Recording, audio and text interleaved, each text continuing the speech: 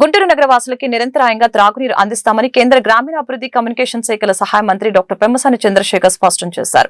ఇందులో భాగంగా అమృత్ 2.0 కింద 360 కోట్ల రూపాయలతో సమగ్ర మంచినీటి ప్రాజెక్టు చేపడుతున్నామని ప్రకటించారు. గ్రేటర్ గుంటూరు పరిధిలో శాశ్వతంగా త్రాగునీరు అందించేలాగా ప్రణాళిక రూపొందించామని చెప్పారు. కృష్ణానది నుంచి నేరుగా గోరంట్ల రిజర్వాయుకి నీరు వచ్చేలా పైప్ లైన్ నిర్మాణం చేపట్టామని అన్నారు. భవిష్యత్తులో పెరగనున్న జనాభాను దృష్టిలో పెట్టుకుని త్రాగునీటి కష్టాలు రాకుండా అన్ని జాగ్రత్తలు తీసుకుంటున్నామని వివరించారు. గుంటూరు నగరపాలక సంస్థ కార్యాలయంలో త్రాగునీటి సమస్యపై శనివారం కేంద్ర మంత్రి మీడియాతో మాట్లాడారు. అలాగనే శంకర్ విలాస్ ఫ్లైఓవర్ బ్రిడ్జి పునర్నిర్మాణంలో భాగంగా స్థలాలు కోల్పోయిన వారికి చెక్కులు పంపిణీ చేశారు. సమావేశంలో గుంటూరు నగర మేయర్ కోవెలముడి రవీంద్ర, ఎమ్మెల్యేలు మహమ్మద్ నజీర్, బోర్ల రామాంజనేయులు, నగర కమిషనర్ పోలీస్ శ్రీనివాసులు పాల్గొన్నారు. గుంటూరు చుట్టుపక్కల ప్రాంతం మొత్తం తీసుకుంటే దీన్ని 3 ప్రాంతాలుగా డివైడ్ చేశారు. ఒకటి గుంటూరు కోర్ ఏరియా, అదేవిధంగా గుంటూరు వీకర్ సెక్షన్స్ కొన్ని సపరేట్గా ఉన్నటువంటి ఏరియాలు, బుడంపాడు, బొంతపాడు, ఏటుకూరు, ఈ మూడిటికి ఒకటి.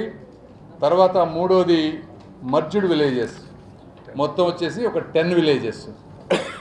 ఇవి తీసుకుంటే ఎంటైర్ గుంటూరు చుట్టుపక్కల ప్రాంతంలో వాటర్ కావాల్సినటువంటి ఏరియాలు ఇవి 3. ఈ మూడిటికి సంబంధించి కోర్ ఏరియాస్కి వచ్చేటప్పటికి అమృత్ 2 పథకం కింద 331 కోట్ల రూపాయలు ఈరోజు నారా చంద్రబాబు నాయుడు గారు కూటమి ప్రభుత్వం శాంక్షన్ చేసింది. Number 1. Number 2, weaker section areas ఉన్నటువంటి ఆ 3 విలేజెస్కి వచ్చేటప్పటికి 32 కోట్ల రూపాయలతోటి అది సెకండ్, దాన్ని కూడా శాంక్షన్ చేశారు.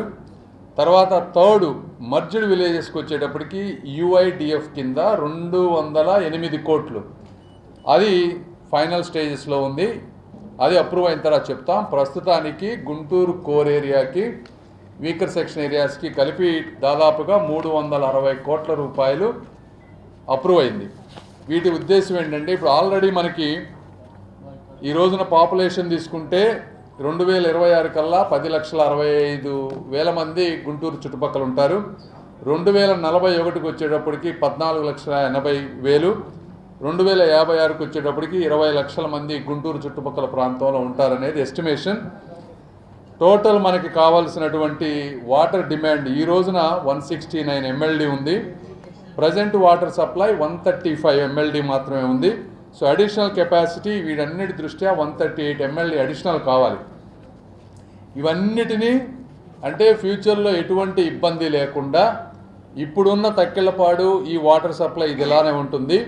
ఇది కాకుండా కృష్ణానది నుంచి ఇప్పుడు తీసుకున్నటువంటి అమృత్ 2 పథకం ఏదైతే ఉందో, ఇది కృష్ణానది నుంచి స్ట్రైట్గా తీసుకొని ఇక్కడికి గోరంట్ల ఏరియాకి వస్తుంది.